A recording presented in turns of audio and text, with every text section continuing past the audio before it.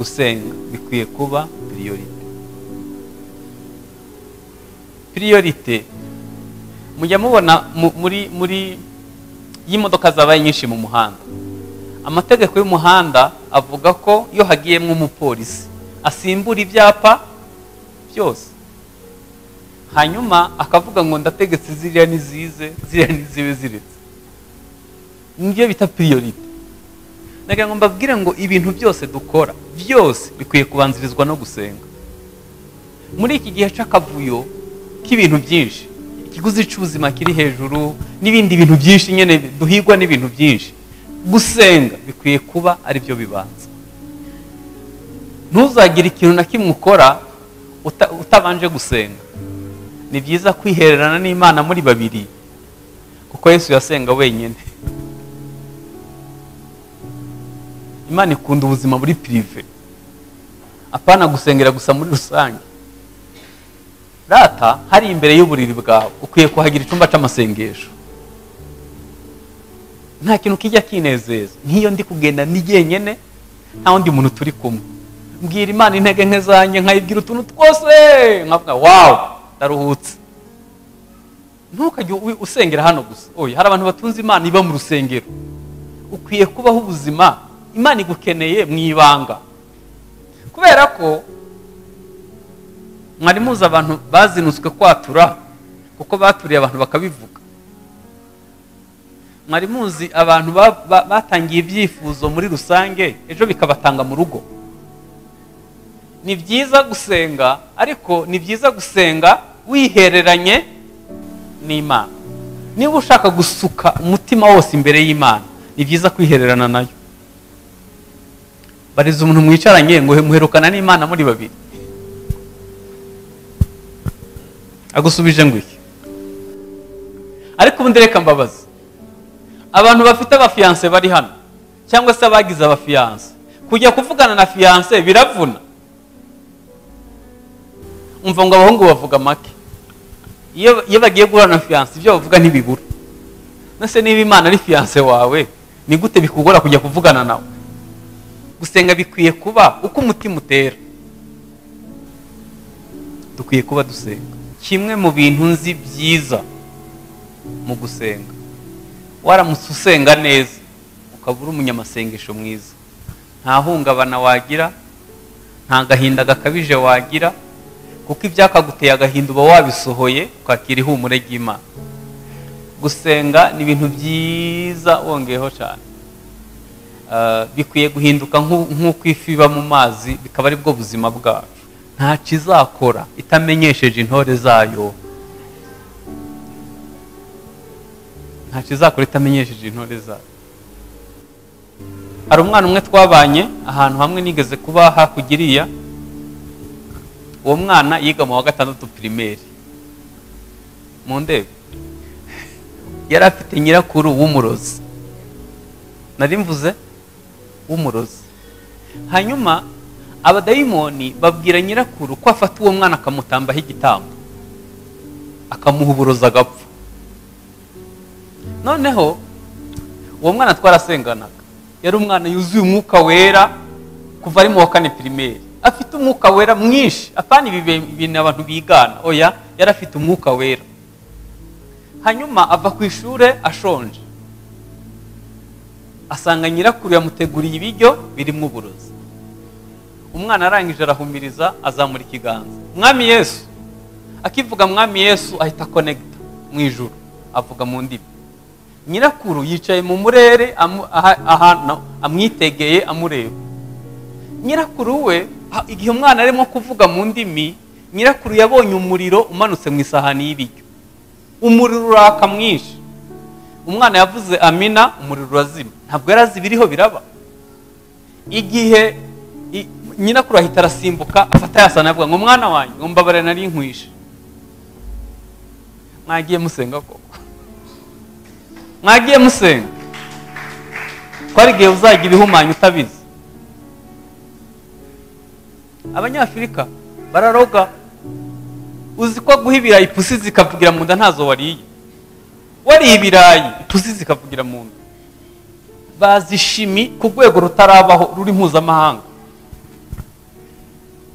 mwagiye musenga? Uzi kubyuka ukagwa mu munsi, ubona isazi igira amaso manini ariko ntireba, ibintu byose igwamo, mu mazi igwamo, mu isukari igwamo, ibintu byose igwamo kandi ifite amaso. Uzi kujya ugwa mu munsi, ukayibyuka ukagwa mu munsi, n'ukurikiye ukawugwamo, nta hishurirwa, nta yerekwa, nta Imana yavuganye nawe, ukajya ugwa mu munsi gusa. Birabishe gusa. Gusenga ntibabivuga, gusenga barabikora. Dufite abantu bazi kuvuga amasengesho ariko batazi gukora amasengesho. Gusenga ntibabivuga, gusenga barabikora. Abantu bazi kwigisha gusenga we batayaherukamo, bazi kuririmba ukuntu basenga, ukuntu amasengesho akora imirimo ikomeye, ariko pratique yo gusenga niyo yatunaniye. Nigeze gusengana n'umuntu arasenga kandi uwo munsi nari ndi mu mubiri pe. Twagiye gusengera ahantu ku musozi, noneho dutangiye gusenga ngiye mpita namwe mvuye umuntu usinzira ku gasozi, arasenga ngenda ndasinzira, ariko nsinzira nsize numva yimukiye ahantu, mvuge cyane ngo ahantu numva yimukiye ahantu iyo mu isi y'umwuka. Hanyuma ngenda ndasinzira, hari nka saa 4 y'ijoro, nagarutse saa 9 nkanguka nsanga ntaragaruka. Hanyuma ndamwaragurika ndamutegereza, ahagarukiye avuga amina, ubwo urumva umuntu yarasenze amasaha 4 adahagaze. Hanyuma turatahana, yaraye mu ijuru naraye mu isi. Siko mushobora gukora 40 hano akagira abantu batazamenye niba mwaranasenze. Atarenze cya gice cy'umubiri, amarangamutima n'umwuka ngo agere mu mwuka. Gusenga ntibabivuga, gusenga barabikora. Yesu yakora ibintu 4. Icyambere yarasenga. Yesu yarasenga pe hagati y'amasaha 3 n'ane yarasenga. Hari abantu kubera ko batabimenyereye gusenga, adashobora gusenga iminota irenga 30 ahita abura ibyo avuga. Ariko gusenga Bibiliya iravuga ngo musengeshe umwuka iteka mu buryo bwose bwo gusenga, kandi mugumye kuba maso musabira bera bose. Icya kabiri Yesu yakoraga byari ugutegura abigishwa. Ni ikibazo twagize mu karere k'ibiyaga bigari, dufite abigishwa bake. Dufite abigishwa bake, ariko yaba amatorero yose yashira imbaraga mu gutegura abantu kuba bigishwa. Umwigishwa n'umeze nk'uwamwigishije. Hanyuma umwigisha mukuru dufite ni Kristo. Ni byiza ko dusa na Kristo muri byose, mu mico no mu myifatire. Hanyuma ikindi Yesu yakora byari biterane by'abantu benshi, birimo abantu ibihumbi byinshi. Natangajwe n'imbaraga yari afite, kuko ashobora kwigisha abantu 20,000 nta mikrofone afite. Nari mvuze ngo 20,000. Iyo bavuga ngo yahagije 5,000 udashizemo abagore n'abana, n'ubu hano tubaze twasanga abagore ari bo benshi n'abakobwa. Tekereza rero kwigisha abantu 20,000 nta mikrofone kandi akabibasha. Ikindi Yesu yakoraga kwari ukwita kuri sociale. Yesu yitaye kuri, yarazi ko abantu bakeneye umugati, yarazi ko abantu bakeneye icyo kunywa. Yesu yarasuye aho bapfushije. Yesu yabanye n'abanyamubabaro mu buryo butandukanye. Nibi nabyo ni byiza ko tubyibuka nk'itorero. Hanyuma nagira ngo dusome Luka 11 umurongo wa mbere. Luka 11 umurongo wa mbere.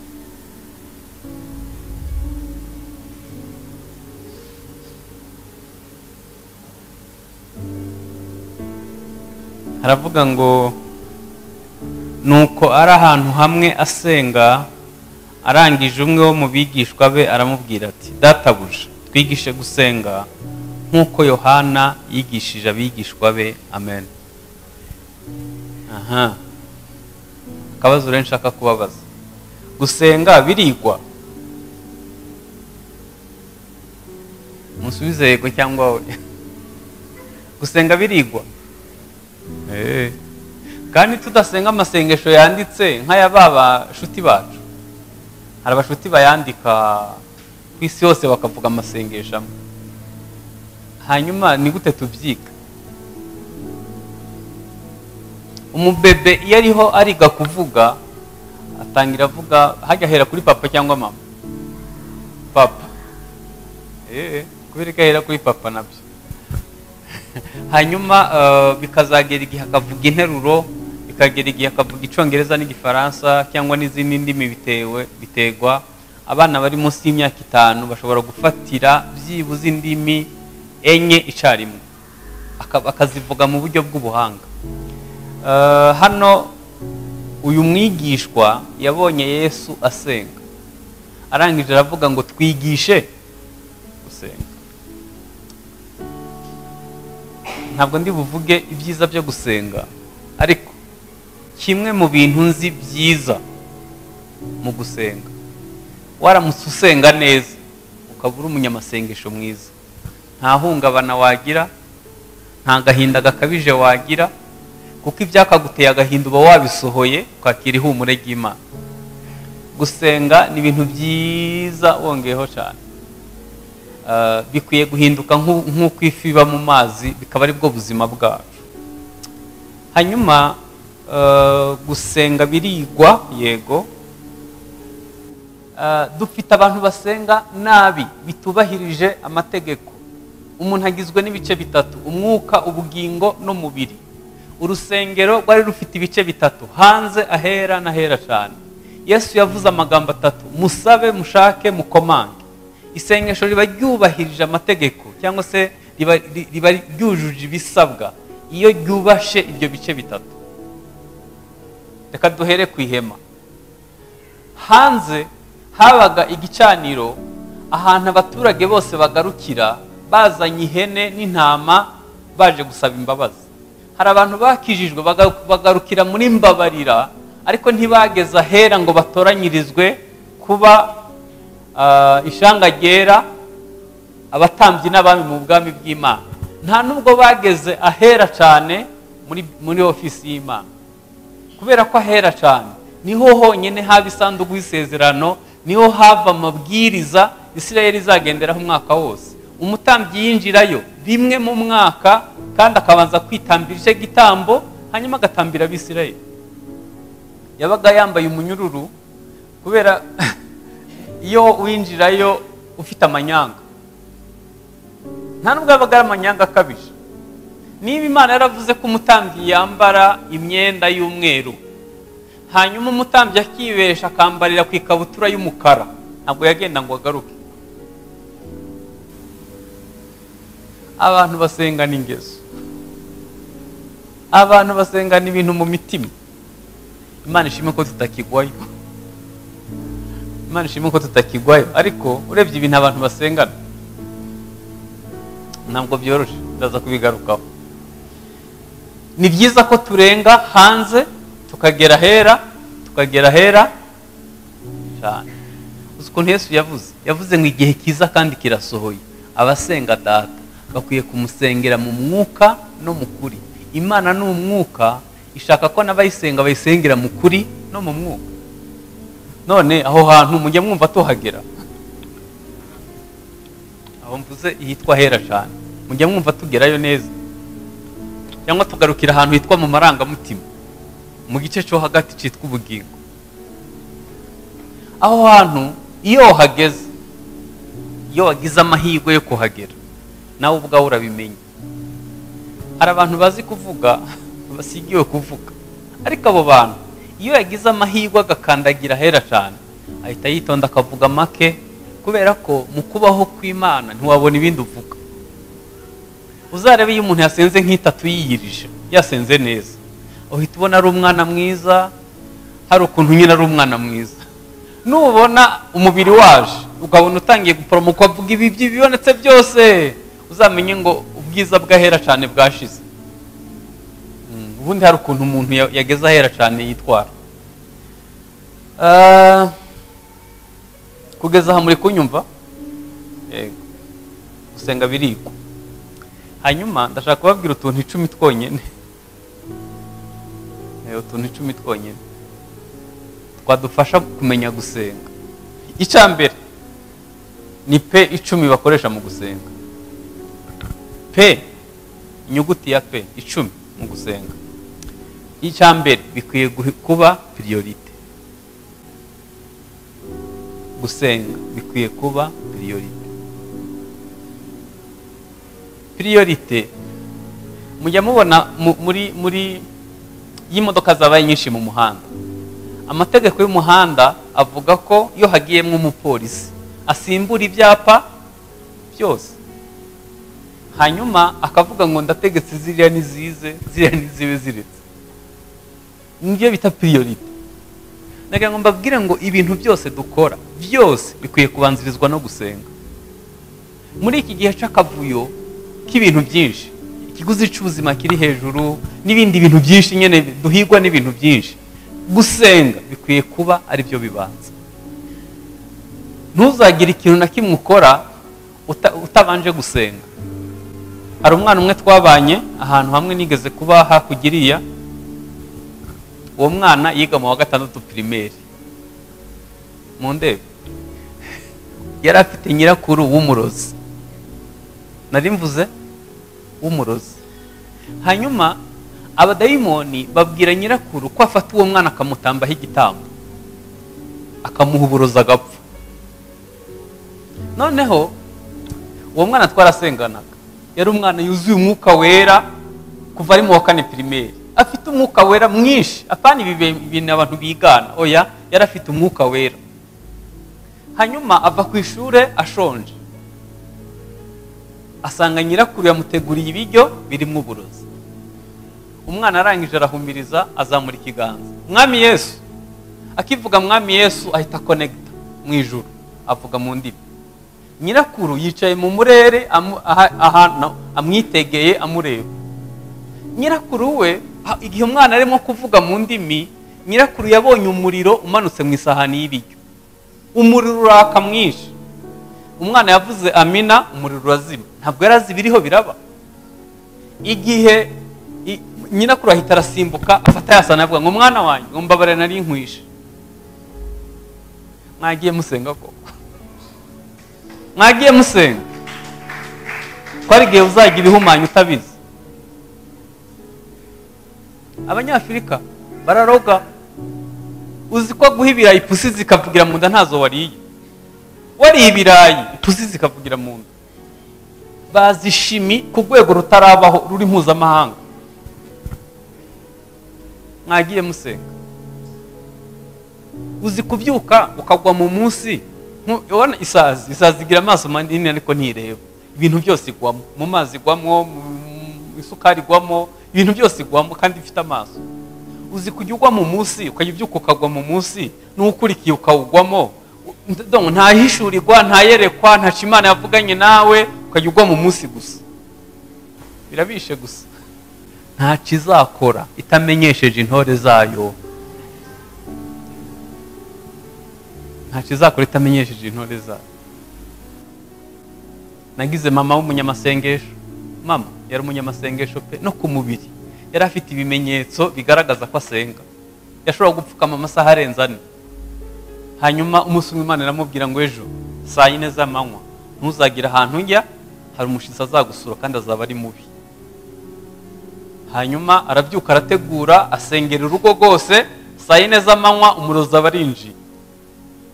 Waheze hafi mu muryango, tagira ngo yari wakuri hafi.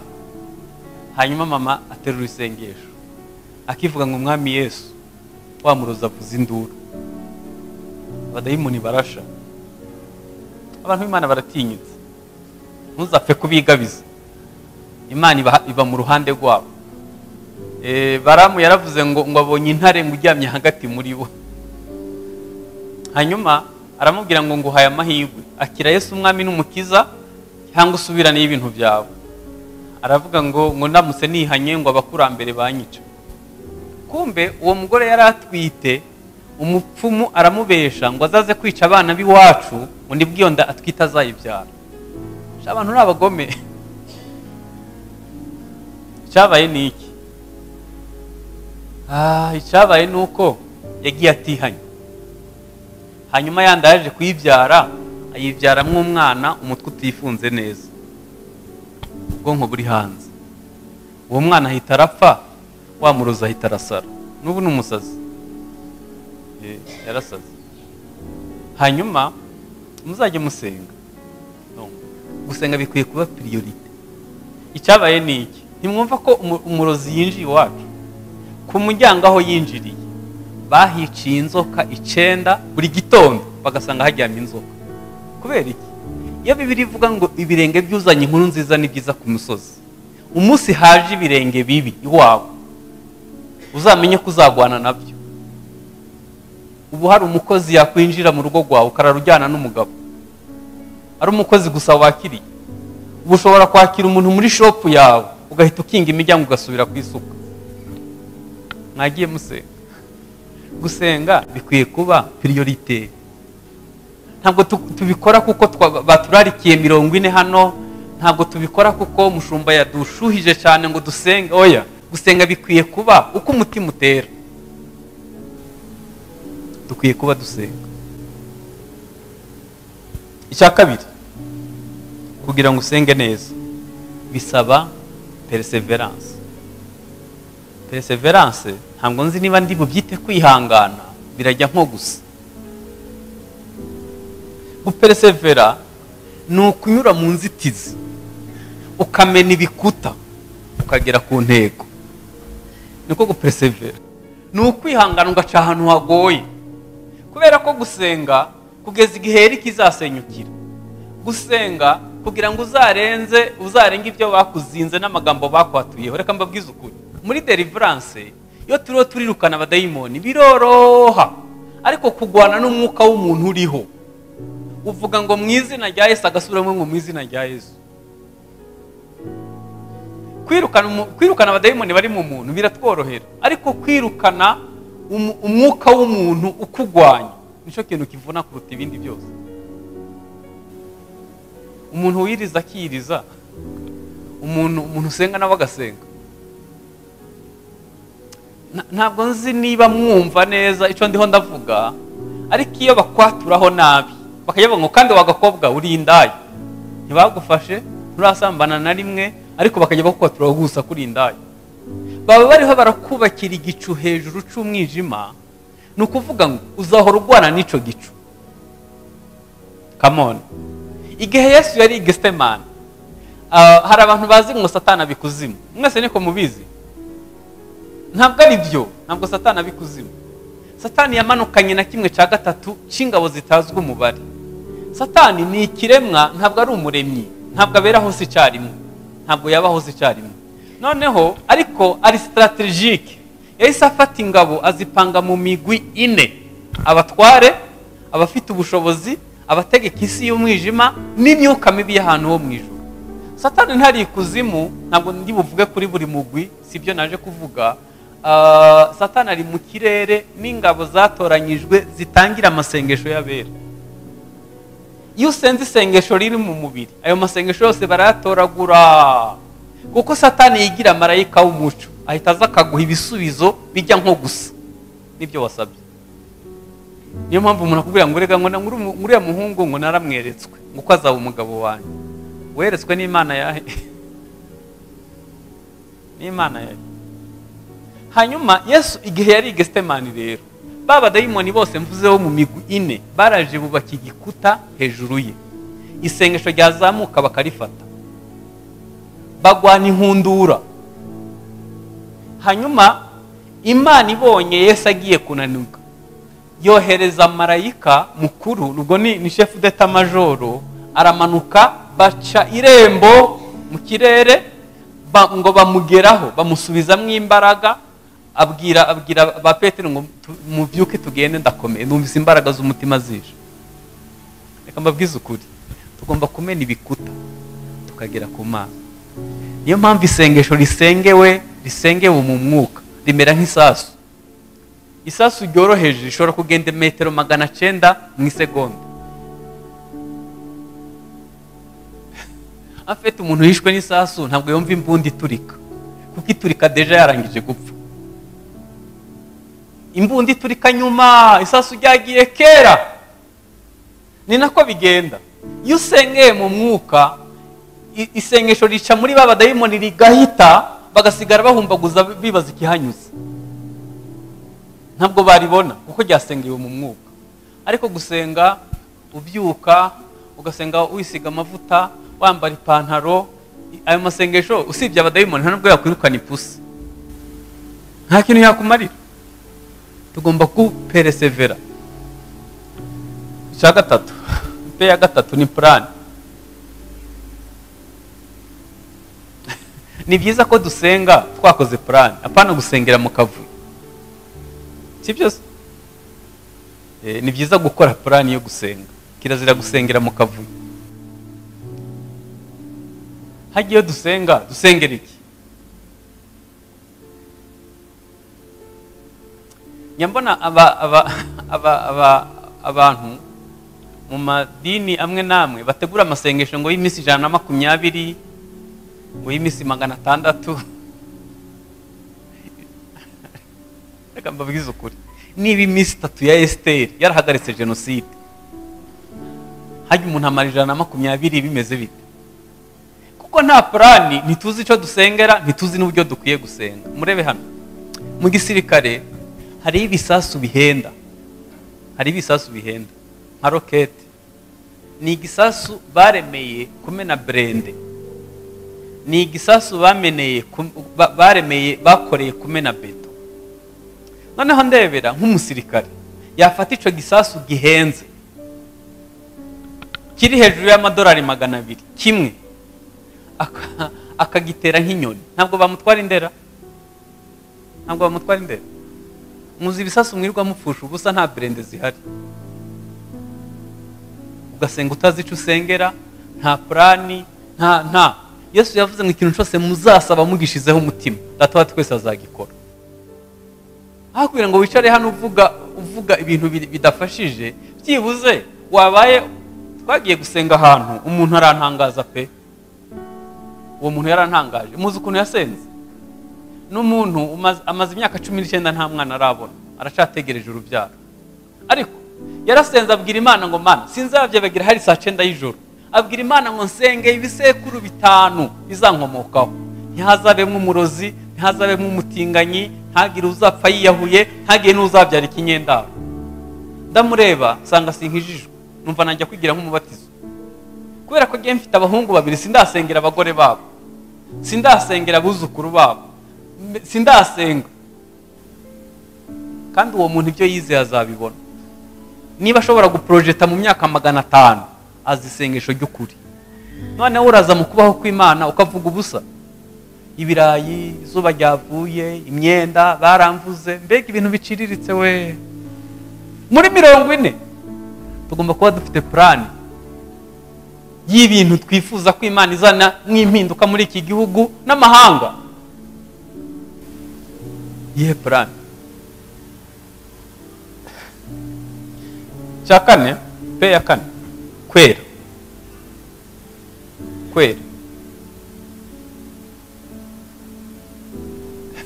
Isengesho ritarimwo kwera ribyara imihango. Ikintu gituma Imana itadusubiza nuko dusengana amanyanga, dusenga nta kwera kurimo. Bibiliya iravuga ngo hahirwa abantu bafite imitima iri pire, kuko aribo bazabona Imana.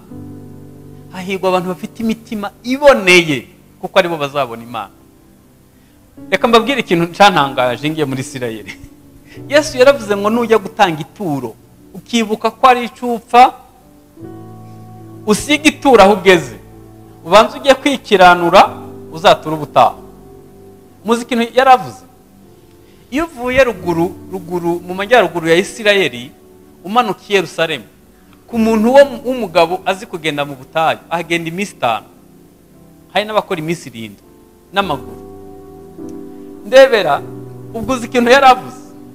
Umuntu yavuye mu majyaruguru ya Isirayeli akamanuka Yerusalemu, ageze hafi y'urusengero akibuka ko ari icapfa n'umuntu yasize adatunganije, ubwo yagenze iminsi 5, asiga ituraho igitambo, ashake abamuragirira iyo ntama cyangwa iyo hene, ahita azamuka indi minsi 5 yikiranura, hanyuma ahita amanuka indi iba ingahe 15, atanga igitambo, azasubira yindi nubwo byagusaba ikiguzi kingana gutyo uzasengane kwera. Ntabwo Imana yakumva usenganye ingeso zitarimo kwera. Murebe hano mbabwire, iyo dufate ko uyu wari umwenda w'umweru, ufashe umwenda w'umweru urimo ikizinga kirabura ukawutera ipasi, utekereza ko iki kizinga kizongera kuvamo? Niko mubitekereza? Bihita bihinduka pati imwe y'umwenda, ntabwo kizongera kuvamo. Iyo ufite ingeso yakunaniye, uri umutinganyi, urasambana, wakuyemo inda, urangana, ugahita ubikoreho amasengesho y'iminsi 40, ntuzongera kubikira ubuzima bwose. Ntuzongera kubikira. Kubera iki? Ikintu wiyirijeho cyakunaniye ubu gihaye imbaraga. Gute? Iyo twiyiriza, umubiri urananuka, umubiri uca bugufi, umwuka wakasama. Ni ukuvuga ngo ibije byose urakira. Yesu yavuze iki? Yaravuze ngo nujya gusenga uzakingure, hanyuma ukinge, data ubwiriye mu kwiherera azagusubiriza ahiherereye. Kubera iki? Yavuze gukingura, ukinjira, ukongera ugakinga. Ni ukugira ngo bya bintu byose bidatunganye bitagusanga hera, ukabyirizanya.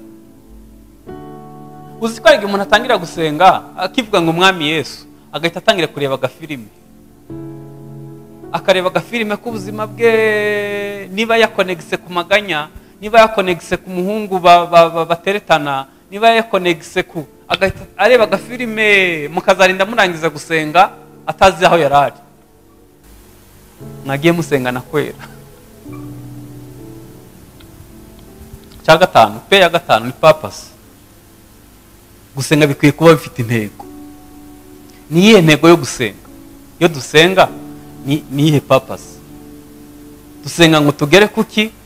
Dusenga ngo habe iki?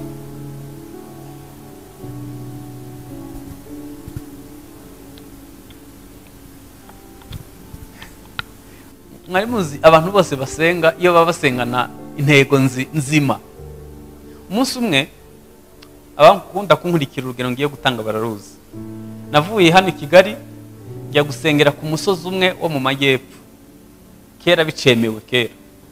Hanyuma uwo musozi bawuzamuka amasaha 2. Abawugiyeho ubwo barawumvisha.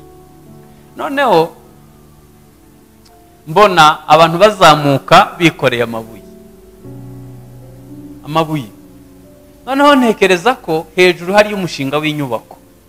Ariko numva ndananiwe, nari maze iminsi mfite akazi kenshi, numva nta buye ndi bwikorera. Turazamuka tugiye kugera hafi y'aho basengera. Mbona abantu batangiye kwiherera bahirika amabuye. Umuntu agafata ibuye akaritongera. Mwami, iri buye ni ikibazo cyanjye, akakivuga mu izina. Uko ndihiritse ritazagaruka, niko mpiritse umugabo tubana mu buriri. Ibaza umugore uhirika umugabo we. Ibaza umugabo yicaye mu iteraniro ahirika. Muzi ko dufite abarokore yicaye mu rusengero, afite isezerano ko umugore babana azapfa akarongora undi. Murebe hano. Genda ndababwira nzi kuntu bikomeye. Uzi umuntu ajya gusenga agahirika umushumba ku ntebe. Abantu n'abagome. Kandi imbaraga akoresheje aguhirika, urebye izo mbaraga zatumye yikorera ibuye isaha n'igice. Abantu bafite ubugome. Niye papasi yo gusenga? Niye papasi? Yesu yaravuze ngo nusenga ntugasenge ngo abanzi bapfe. Oya, ahubwo nibasonza ubagaburire, nibagira inyota ubaha icyo banywa, nibwo uzaba usenze neza. Ikibi cye kukunesha, unesheshe ikibi iciza. Uzi umuntu ajya mu masengesho ngo umwanza wapfe.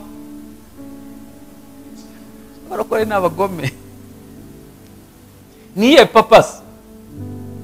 kandi bafite n'imirongo ibashigikira, umurozi ntakabeho. Ibyo byari mu isezerano rya kera. Mu gihe cy'ubuntu Imana iramutse yica yahera kuri wewe, ni ukuri kose. Imana iramutse yica ntabwo waba wicaye hano. Uzi inshuro Imana itubabarira, nishimwe iragahoraho, ntimeze nk'abantu.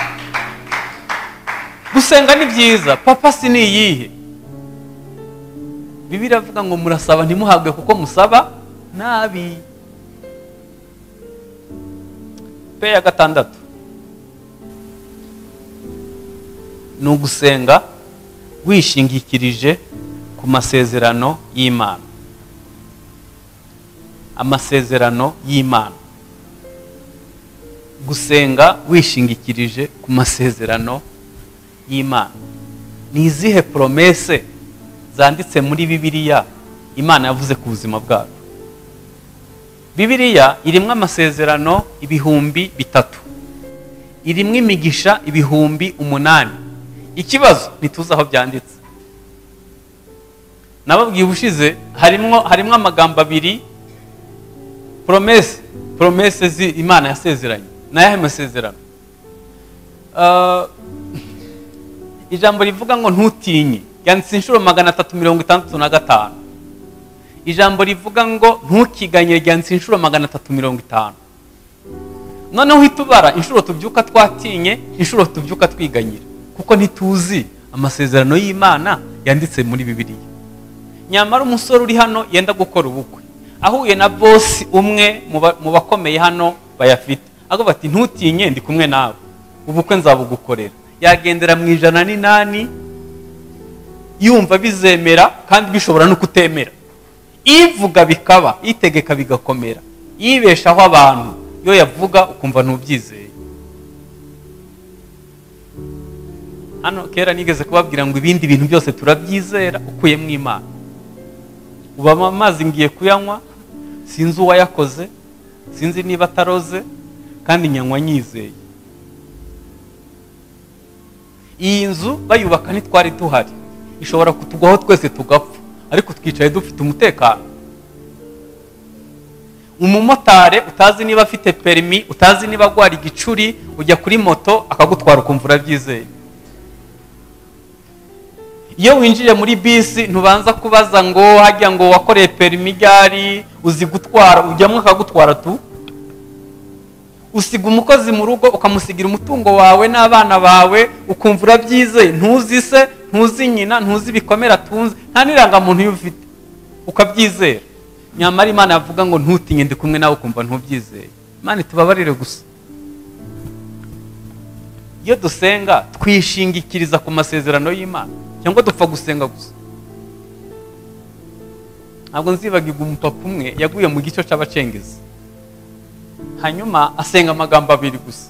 Abwira Imana ngo Mana, niba imirimo nagukoreraga irangiye unyeze unyura amahoro, kandi niba ngifite ibyo kugukorera nkure mu maboko y'aba bantu.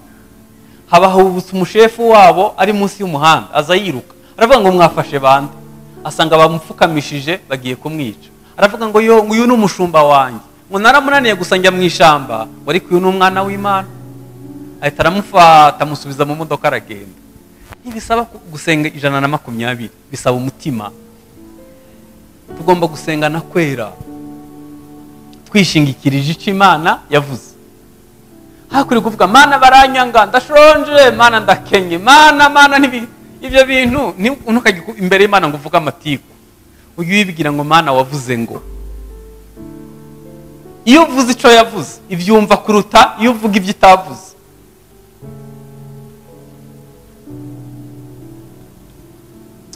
Pe ya 7, ni byiza kwihererana n'Imana muri babiri, kuko Yesu yasenga wenyine. Imana ikunda ubuzima muri prive, apana gusengera gusa muri rusange. Rata hari imbere y'uburiri bwawe ukwiye kuhagira icyumba cy'amasengesho.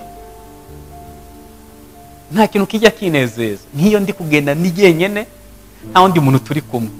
Mbwira Imana intege nke zanjye, nkayibwira utuntu twose, nkavuga wow ndaruhutse. Ntukajye usengera hano gusa. Oya, hari abantu batunze Imana iba mu rusengero. Ukwiye kubaho ubuzima Imana igukeneye mu ibanga, kubera ko mwari muzi abantu bazinutswe kwatura kuko baturiye abantu bakabivuga. Mwari muzi abantu batangiye ibyifuzo muri rusange ejo bikabatanga mu rugo. Ni byiza gusenga, ariko ni byiza gusenga wihereranye n'Imana. Niba ushaka gusuka umutima wose imbere y'Imana, ni byiza kwihererana nayo. Bariza umuntu mwicaranye ngo muherukana n'Imana muri babiri, agusubije ngo iki? Ariko ubundi reka mbabaza abantu bafite abafiyanse bari hano, cyangwa se abagize abafiyanse, kujya kuvugana na fiyanse biravuna. Umva ngo abahungu bavuga make, iyo bagiye guhura na fiyanse ibyo bavuga ntibibura. Nase niba Imana ari fiyanse wawe, ni gute bikugora kujya kuvugana nawe?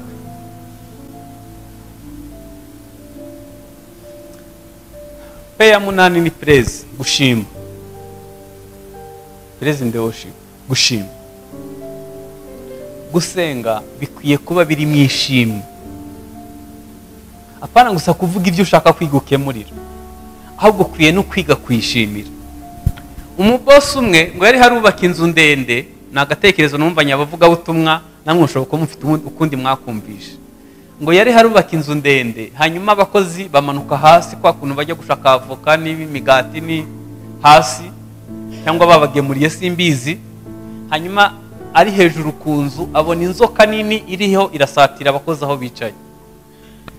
Bosi hejuru yari afite imigati ariho arajya, atangira kuyibajugunyira hasi. Bagwanira imigati barayitoragura barayijya batarebye aho ivuye. Hanyuma afata ibyo yari afite byose n'ibiceri afite arabibajugunyira, barabigwanira ntibareba aho bivuye, kandi inzoka iriho iregera. Aravuga ati abakozi banye ni gute ndi bubakize inzoka? Ahita afata ibice by'amatafari atangira kubatera. Uwagikubise agahita areba umuteye, amwereka inzoka. Ubu babajugunye imigati ntimwashima. Imana guhe diplome ntiwashima, irakugaburira ntiwashima, irakwambika ntiwashima, utegereje igice cy'itafari. Uzi ko ari abantu basenga gusa ari uko bagize ibibazo. Umugabo umwe yajyaga tubona kera tugiye gusengera mu misozi bicemewe kera, ubu ntimuzabikore bihanwa n'itegeko. Noneho arangije akajya tubwira ariko ngo namwe muri yahura ngo nijoro ngo mwigo mwibitotsi ngo mukajya gusengera hatemewe, ngo nk'ubusa ujyanye ku nzoka. Bagira logique. Icyabaye ni iki? Business yakoraga yarahombye, inzu ye bayiteza cyamunara. Ahita aratubwira ngo handi musengera muzantwareyo. Kare kose yaza bitaragira muri cyamunara. Mwakwize gushima koko. Iyo hari amakuba hakaza ibyago byinshi, ujye wiga kubara imigisha, bizagutangaza ukuntu ari myinshi. Imana birayinezeza iyo utayisaba gusa, ahubwo uyishimira n'ibyo yakoze mu buzima bwawe. Ibintu ufite bigoye si byinshi, ni bike cyane ukurikije ibindi Imana yakemuye. Ubu wagarura agafoto ko mu myaka 20 ishize, wasanga ufite ishimwe. Imana yakoze ibintu bikomeye nubwo abantu batagishima. Peya 9 ni power, imbaraga. Gusenga kubamwe imbaraga. Gusenga bigira imbaraga. Ndibuka Petero yafunzwe. Herode yishe Yakobo ngo abonye ko binejeje abayuda yiyongeza Petero. Hanyuma ngo abitorero ngo bahita bajya mu cyumba barasenga. Aho basengeye haranyeganyega.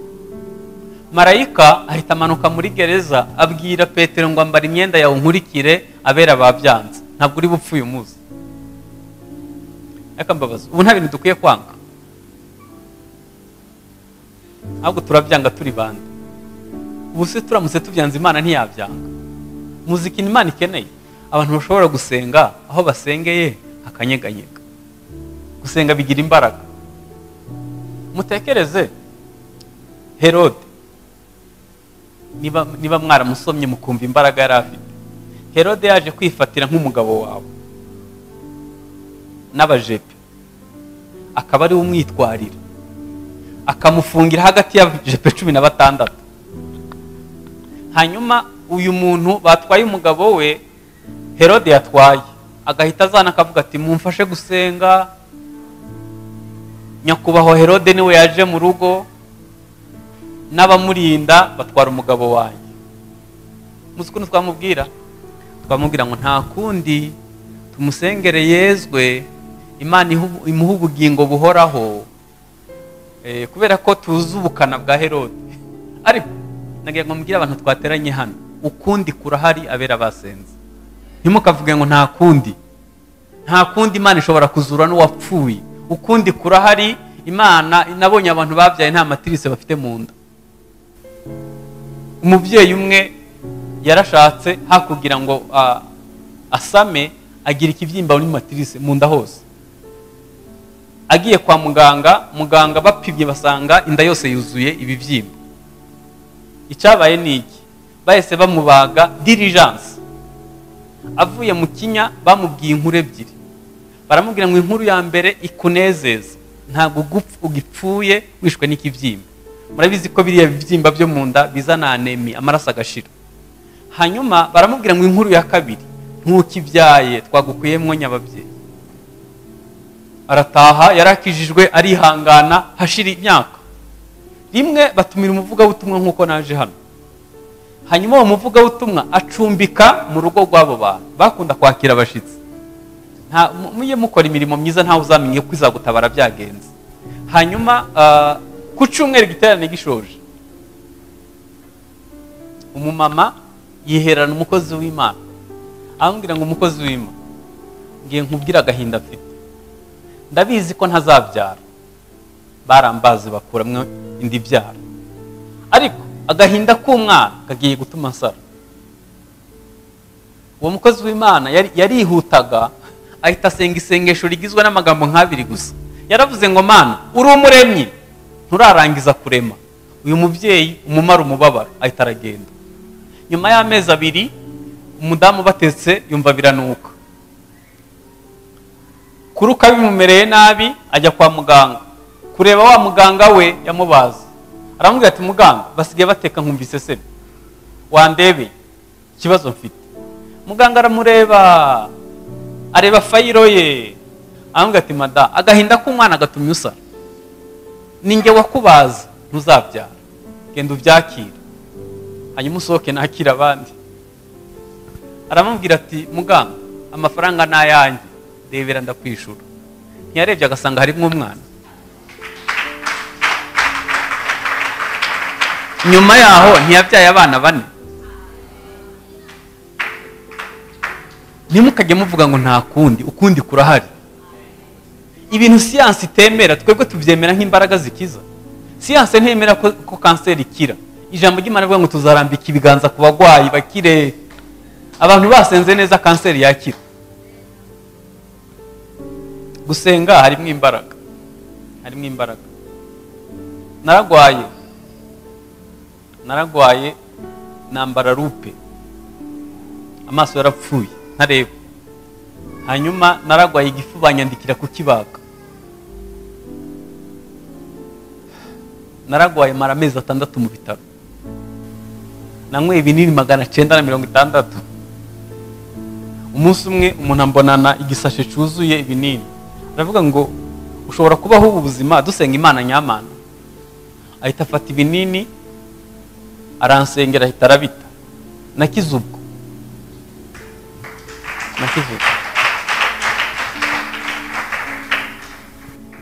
Igihe bari banyandikiye kumbaga igifu, umukecuru twasengana yarampamagaye. Arambwira ngo ugiye kubagwa ku myaka nk'iyo ufite. Nari mfite nka 16 n'umunani ngira ngo. Hanyuma arambwira ngo bakwandikiye kukubaga, nti ngo ejo bari kuzambaga ku wa mbere. Ku wa gatandatu arampamagara, sanga atetse ibiryo byose muganga yambujije. Yari umukecuru umunyamahane mu mwuka cyane, ugira igitsuri. Asengera ibiryo, nibwo bwa mbere numvise umuntu usenga gutyo. Abwira Imana ngo Mana, ibi biryo ubihindura umuti wo kuvura. Erega abantu bazinanye n'Imana ntibarondogora. Kuva uwo munsi igifu gikira ubwo kugera uyu munsi.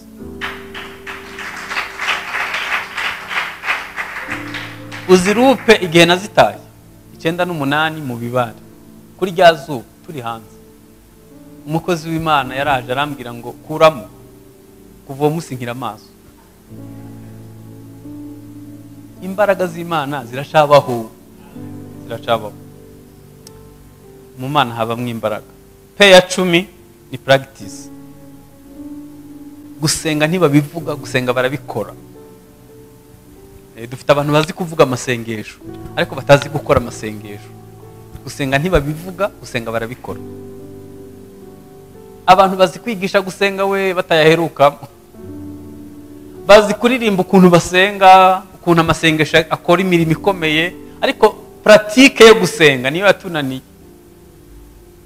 Nigeze gusengana n'umuntu arasenga kandi uwo munsi nari ndi mu mubiri pe, bagiye gusengera ahantu ku musozi. Noneho dutangiye gusenga ngiye mpita namwe mvuye umuntu usinzira ku gasozi, arasenga ngenda sinzira, ariko nsinzira nsize numva yimukiye ahantu, mvuge cyane ngo ahantu numva yimukiye ahantu iyo mwisi y'umwuka. Hanyuma ngenda sinzira, hari nka saa 4 y'ijoro, nagarutse saa 9 nkanguka nsanga ntaragaruka. Hanyuma ndamwaragurika ndamutegereza, ahagarukiye avuga amina, ubwo umva umuntu yarasenze amasaha 4 adahagaze. Hanyuma turatahana, yaraye mu ijuru naraye mu isi. Siko mushobora gukora 40 hano akagira abantu batazamenye niba mwaranasenze. Atarenze cya gice cy'umubiri, amarangamutima n'umwuka ngo agere mu mwuka. Gusenga ntibabivuga, gusenga barabikora. Amen. Hanyuma mu gusenga hari ibyifuzo 4 by'Imana tugomba gusengera. Mwavuga ati n'Imana nayo igira ibyifuzo. Yego, Imana ifite ibyifuzo 4 tugomba gusengera, hanyuma ibyacu bigasubizwa nyuma. Icyifuzo cya mbere, ibyo ngiye kuvuga byanditse muri Matayo 6:9-13. Iryo sengesho riravuga ngo data wa twese. Icyo ni icyifuzo cya mbere. Icyifuzo cya kabiri, izina ryawe ryubahwe. Icyifuzo cya gatatu, ubwami bwawe. Icyifuzo cya kane, ibyo ushaka bibe mu isi nk'uko biba. Muzi ukuntu musenga nabi, ntabwo muzi ibibanza n'ibiheruka. Nusenga mu nyungu z'Imana, ibyawe bizasubirizwamo. Ana yaravuze ngo numpa umwana nzamukugarurira buwawe iteka ryose. Imana yari ikeneye umutambyi, Ana yari akeneye umwana. Biba kimwe kwa kimwe, Imana ihitira musubiza. Niba ushaka ibyo kukwemeza abandi, niba ushaka ibintu byo kuguha icubahiro wowe apana guha icubahiro Imana, ibyo bintu ntabwo bizasubizwa byoroshe. Niba dushaka gusenga neza, dukwiye kubanza kumenya Imana ni data wa twese. Yesu niwe wa mbere yahishuwe ko Imana ari data. Dukwiye kumenya ko Imana ari data. Haleluya. Iri jambo ndarikunda cyane. Ni data w'abakire, ni data w'abakene, ni data w'abize n'abatarize, ni data w'abafite base n'ise w'imfubyi, ni data w'Abanyamerika n'Abanyafrika, ni data wa twese, tumufiteho uburenganzira bungana. Iyo usenga ufiringa papa, wumva urimo kubwira papa, cyangwa uyibwira nk'Imana iri ahantu. Nigeze kuvuga akantu nabonye ku mbuga nkoranyambaga karasirikiye. Mwari muzi impamvu abarokore basenga basakuza? Ni urwego rw'ihahamuka bafite. Nico kigero cy'ihungabana bafite. Kubera ko uramutse usenga data wumva ari papa, wayibwira nk'uko muganira, ntabwo wabanza gusakuza nyiri kure. Ni ucecetse utavuze ibikumva, muvuge cyane ngo ibikumva. Ntabwo bisaba ngo usakuze cyane. Imana ni data. Imana ni data. Haleluya. Imana ni data. Ni data. Uburenganzira abandi bayifite nibwo nanjye nyifiteho. Ni umubyeyi w'imbabazi, ni data wa twese. Data wa twese. Hanyuma inshingano mfite ni ukubaho ubuzima buyubaha. Nusenga data ukwiye kubaho n'ubuzima bumwubaha, butamusuzuguza muri societe. Bwiyo wasuye fiancé, uko witwara bigaragaza niba waramenye data cyangwa utazi kubaha izina rye. iyo bakugaruriye bakaguha arenze, nibyo bigaragaza ko wubaha izina ry'Imana cyangwa utaryubaha. Meruka kumva ubuhamya, nubwo ntabivuganye n'uwabumpaye ko nzabuvuga, ariko ndashaka kubuvuga.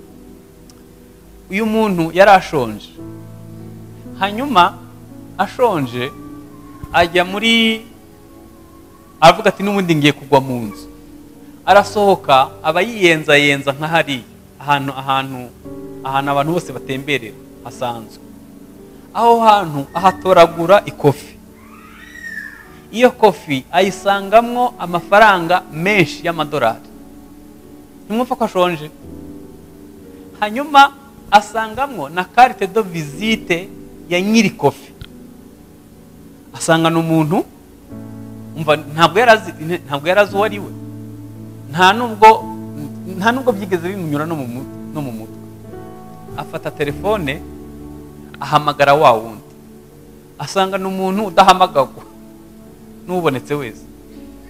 Arangije aravuga ngo nitwa runaka, natoye ikofi yawe, mushobora kumbwira aho muri nkayibazanira? Ahita aramukupa, nta nubwo yatumye yarangiza kuvuga, kuko ni umuntu nyine udahamagagwa. Icyabaye ni iki? Bukeye arongera arahamagara, aravuga ati ariko unsakuriza urinde. Aravuga ati natoye ikofi yawe, irimwo amafaranga menshi y'amadolari. Arangije aramubwira ati okay, fata taxi, hanyuma ubwire uwo mutaximeni akuzana ahantu hitwa gutyo. Arangije aragenda. Umwana agiye kubonabona agoswe n'abantu bakomeye barinda aho hantu. Hanyuma baramusaka mu buryo buhagije ariko. Hanyuma arinjira, yicara kuri metero nyinshi zaho uwo muntu yicara. Aramubwira ati zamura ikofi yawe. Arayizamura, arebye asanga niye koko. Aravuga ati wayikuye he? Aravuga ati nayitoraguye ahantu hitwa runaka. Yibuka ko yagiye gutembereza abana, uwo muntu nyine yagiye gutembereza abana aho hantu bahaciye, niho yataye ikofi. Ahita aramubwira ngo mva, iyo kofi yanjye ndayikunda, bayimpayeho impano. Fata ayo mafaranga arimwo uyakuremo, uyashyire mu mufuka wawe, hanyuma iyo kofi uyimpe. Arangije aramubaza ngo ni izihe mbaraga zagushoboje kubona amafaranga angana gutya ukayasubiza kandi ukenya? Aravuga ngo ndi umukristo, navutse ubwa kabiri, ndi umwana w'Imana. Hanyuma aramubwira ngo nemeye kukubera so, ibintu byose uzakenera nzabigukorera. Uwo muntu ageze ahantu hashimishije, ageze ahantu heza cyane cyane cyane. Ubuzima bwahindutse ubwo. Dukeneye abantu byibuze babizego, bubaha izina ry'Imana. Bijya bimbabaza iyo numvise telefone bayibiye mu rusengero, birambabaza cyane. Umuntu akibigwa telefone hano ahantu hera, umuntu akava mu rugo aje kwiba. Muratinyuka. Data wa twese, izina ryawe ryubahwe. Tugomba kugira discipline mu kubaho. Hanyuma dukwiye kuberaho kwamamaza ubwami bw'Imana. Dufite abantu b'abakonsomateri, aza hano bakamwigisha kuwa mbere, icyumweru kigashira, umwaka ugashira, nutaha ugashira, atarazana umuntu n'umwe kuri Yesu. Adashobora no gushira kuri statiye afishe y'igiterane, kubera ko ntazi ko abereyeho kwamamaza ubwami bw'Imana. Hanyuma icyifuzo cya kane, iby'Imana ishaka bibe mu isi nk'uko biba. Mwari muzi ko tubereyeho kwemera ubushake bw'Imana. Abarokore barabesha ngo ubushake bw'Imana burasharira, ariko barabesha. Hasharirirwa kamere niyo ibangamirwa, ariko ubushake bw'Imana ni bwiza. Umuririmbyi w'ikirundi yaravuze ngo iby'Imana ishaka nibyo byiza, nzabikunda kuko ari izi byiza. Imana nize ejo hawe hazaza, nizi imigambi gufiteho. Ukwiye kugendera mu migambi y'Imana yateguye kuva kera. Hanyuma rero inyungu zacu enye: icya mbere, iduha ifunguro ry'umunsi; icya kabiri, iduharira imyenda yacu; icya gatatu, ntiduhana mu bitwosha. icya kane, ubwami n'ubushobozi bigaruka ku Mana iteka ryose. Amen. Haleluya. Nta kintu kigoye ku isi nko kwigisha abantu bashonje. Nicyo kintu kigora ku isi. Ariko njye nta n'ikibazo mfite. Hano muri iteraniro ringana gutya, Imana ntiribureke kumpa byibuze umuntu umwe ari bwumva ururimi ndi kuvuga. Ntabwo namubura, umwe ndamubura. Ngiye kubabwira inzitizi z'amasengesho mpite nsenga, hanyuma mbareke mbabwire inzitizi z'amasengesho. Inzitizi ya mbere ni icyaha. Umutima uri mu icyaha ntusenga. Uzamura akaboko wari ugiye nko gusenga, ugahita ubona urimo gukuramo inda, n'urugendo rwose wakoze ngo iyo ndivemo, amasengesho agahita apfa ubwo. Uzamura akaboko waragiye nko gusenga, ugahita wibuka ukuntu wasambanye n'ukuntu byatangiye n'uko byashoje, bigahita byanga ubwo. Umutima uri mu icyaha ntusenga. Murebe hano mbabwire, mwari muzi ikintu kiri ukuri, umutima ntujya ruswa. Nta kintu wakora ngo uhe ruswa. Niba waricaye ahantu uvuga abandi cyangwa waribye, umutima uri mu icyaha ntusenga. Buriya mwari muzi impamvu dusenga dusakuza? Dusakuza ngo ducecekeshe ibidusakurizamo. Nyine ugerageza kubicecekesha kugira ngo biceceke, ariko uramutse uri safe umeze neza nta nubwo wasakuza. Umutima ntujya ruswa. Umutima ntujya ruswa. Umutima uri mu icyaha ntusenga. Icya kabiri ni amaganya y'isi. Iyo ufite amaganya y'isi muri wewe ntabwo wasenga ngo bikunde. Yesu yaravuze ngo ntimukiganyire akadomo. Yaravuze ngo kwiganyira ntibishobora kubakuza n'ahangana n'urutoki. Mwari muzi inkuru mbi, kwiganyira bizagutera igifu, bizagutera umutwe, kwiganyira bizagutwara ibitotsi, kwiganyira uzajya wumva hano wikoreye nk'ibiro 50, kwiganyira bizakomeza imvi, kwiganyira bizagukuraho umusatsi, uzamera uruhara. Maruka guhura n'umudamu umusatsi wose wapfutse yambaye perike kubera amaganya y'isi, kandi ntibyigeze binakemuka. Undi twahuriye kwa muganga, baramupima, afite imyaka 30, baravuga ngo amagufa ye ya hano ngo ameze nk'umukecuru w'imyaka 80. Hari undi mperuka guherekeza kwa muganga, kuko muri kanseringi hari abo tubasaba ko bajya bakabatangiza imiti. Hari undi yagiye kwa muganga bapimye umunaniro w'ubwonko, baravuga ngo ubwonko bwe bumaze imyaka 10 budasinziriye n'umunsi umwe, kandi buri joro arasinzira. Effectivement hashize imyaka 10 amenye ko umugabo amuca inyuma. Kuva amenye ko umugabo amuca inyuma, ubwonko ntiburongera gusinzira. Nubwo umubiri usinzira, ubwonko buhora burodinga bushaka igisubizo bwabuze. Kwiganyira bizakwica, ntugatindane nabyo, ni bibi, bizagutera diabete. Umutima uzibana, uzagira stroke kubera kwiganyira. Inzitizi z'amasengesho, iya mbere ni icyaha, iya kabiri ni ukwiganyira, iya gatatu ni ubwoba. Nari mvuze ngo ubwoba, murebe hano, muzi ukuntu umurozi aroga umuntu bigakunda. Satani ategura umurozi, hanyuma agahita ajya mu mutima w'uzarogwa akabibamo ubwoba. Hahita haba connection y'uroga n'uzarogwa. Iyo Satani ateguye umurozi, agasanga uzarogwa araramya, arasenga, yuzuye umwuka, niyo bamushitse bimwe bakora by'ugushika bamubona, niyo bamuhamagaye ntiyitaba, kubera ko ikirere arimo gitandukanye n'ikirere cy'isi y'umwijima. Nimutakuraho network bazabaroga, bazababasha. Ariko turi ubwoko butavumika, turi abantu Satani atapfa kwigabiza uko abonye, kubera ko ntabwo batubona nyine, ntabwo badushikira. Inzitizi ya kane y'amasengesho ni ubwibone. Ari mvuze ngo ubwibone, nabonye abantu bazi gukira pe, nyine ukabona yabonye amafaranga, ukabona n'ukuntu atambuka, n'uko avuga, n'uko aseka, arasa nk'uyafite. Yo, angahe se wakabyara?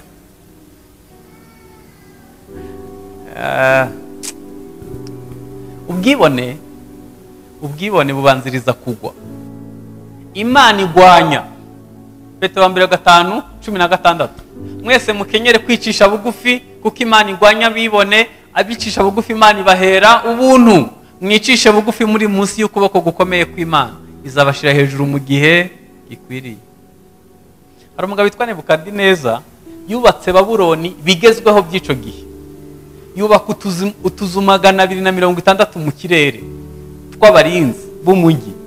Yubaka ubusitani mu kirere. Warangije yikomanga mu gatuza, aravuga ngo Babuloni yanjye umugwa umpesha icubahiro. Imana yumva ntirimo. Yumvisha itarimo, uzi ikintu yakoze? Imana yabwiye marayika ngo genda ujye kumunyigishiriza. Amukura hagati y'abajepe bamurinda, marayika amukura hagati y'umugore n'abana, amutwara mu ishamba nka Nyungwe, arangije akora ku bwenge amusigaho. Noneho marabona umwami mu ishamba ntabwo bisobanutse, atagira n'abamurinze. Ntekereza ko yumvishe ashaka nko kwicara kugira ngo aruhure umugongo, ahagaze igihe kinini atazi ko azahicara imyaka 7. Hanyuma ntekereza ko yumvishe kwicara bimuruhishije, akarambika nk'umusayi, akaryamaho gato hasi, atazi ko azahajyama imyaka 7. Izi kintu cyabaye mu inzara zarashokomboye, amera ubwoya nk'ubw'inyamaswa, ajya ibyatsi, yibagirwa ibiryo byo muri Palais Royal.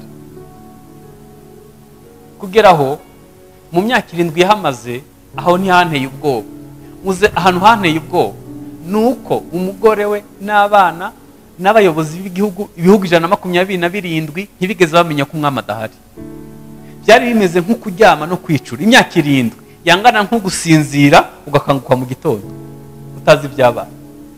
Imana icuri ku bwenge, abantu mu bihugu 127 ntimwayiha icubahiro. Yitwa Imana, ikora ibyo ishaka.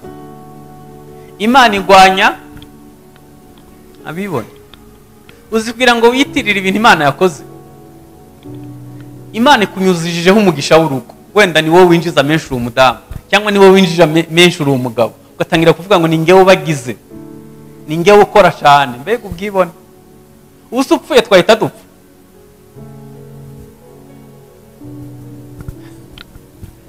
Inzitizi ya 5 y'amasengesho ni idini. Idini ntabwo ritwigisha guhinduka no gusa na Yesu, rikaresa amarangamutima yacu gusa, hanyuma bagaturisha tugataha.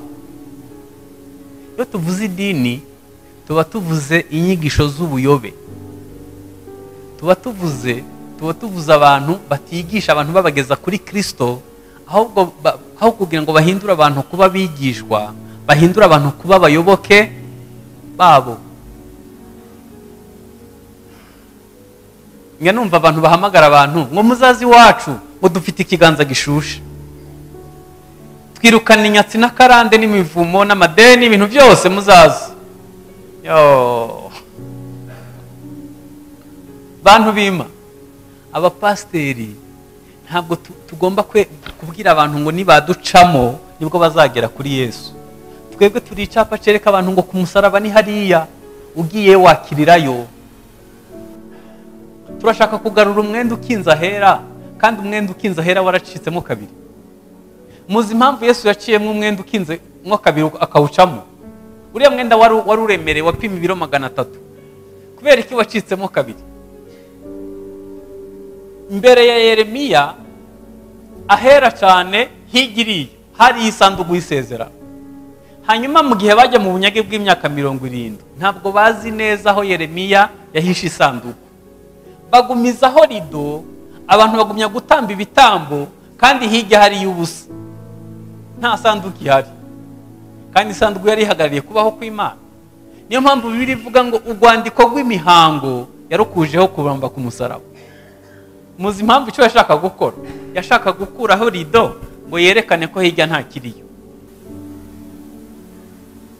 none rido twarayigaruye pe, rido twarayigaruye, twagaruye imihango.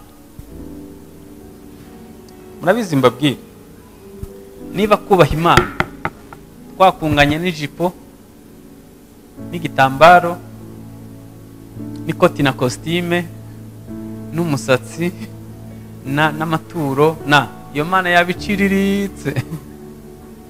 Imana n'ubumana bwayo n'imbaraga zayo n'ubushobozi bwayo ugahita uyizingazingira mu mihango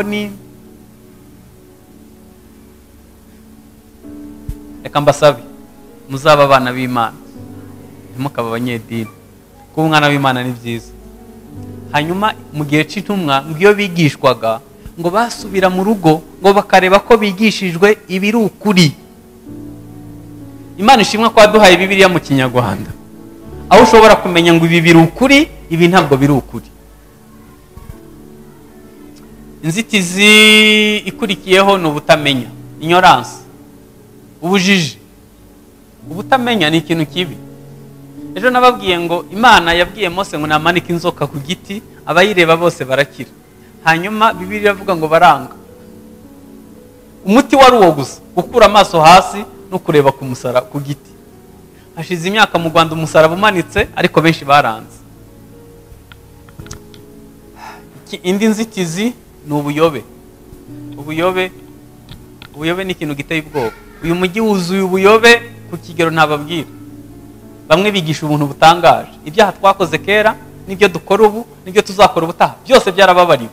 Ushaka wakwiba, wasambana, wanywa inzoga, ibintu byose wabikora. Niba ubuntu twagiriwe butwemera gukora ibyaha, ntabwo tuzi ubuntu ico buvuze. Ubuntu buzanira abantu bose agakiza bwarabonetse, bwatwigishije gusa na Kristo. Mwabakobwa, umunsi wagize ibyago ugashaka umugabo w'umunyabuntu yemera polygamy no kuguca inyuma, umutima uzakujya.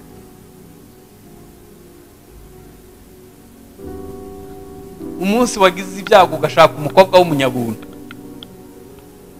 akajya kuvanga n'abandi bagabo, nibwo uzamenya ko ubuntu ari bubi, ibyo bita ubuntu. Umunsi yatashe yasinze yitwa umukristo ugataha yazinyweye, nibwo uzamenya ko ubwo buntu buzana ibibazo. Ibyo mvuze ni bimwe mu buyobe buri hano mu madini. Hari inyigisho nyinshi z'ubuyobe. Hanyuma inzitizi ya nyuma ni ibikomere bitakize. Ibikomere bitakize nagiye mbigarukaho, kimwe mu bintu bisenya umuryango, bisenya imibanire y'abantu n'abandi ni ubuzima bushingiye ku bikomere. Yesu ntakiza ibyaha gusa, akiza n'umutima ukomeretse. Muribuka aho twatangiriye, twigishe gusenga. Nababwiye ibintu 4 Yesu yakoraga buri munsi: gusenga, kwigisha, sociale no gutegura abigisha. Hanyuma nababwiye pe 10 twakoresha mu gusenga. Babwiye inzitizi nk'8 z'amasengesho. Hanyuma nababwiye ibyifuzo 4 by'Imana bigomba gusubizwa, nababwiye n'ibindi 4 duprofita Imana ikadusubiza natwe. Duhaguruke dusenge.